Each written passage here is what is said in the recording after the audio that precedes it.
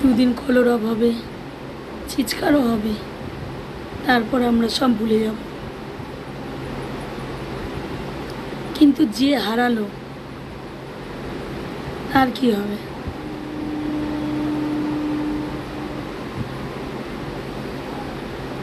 আমরা কোথায় বাস করছি?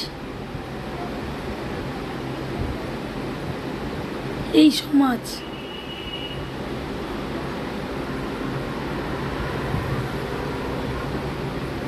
আমাদের সেফটিটা কোথায় বলুন তো বন্ধুরা? তা সত্ত্বেও দেখো আজকের এই মেয়েটাকে কীভাবে আজকের অত্যাচার করেছে, মেয়েটাকে তার জীবনটাই নিয়ে নিল। তবু এই সমাজ বলে আমরা মেয়েরা খারাপ।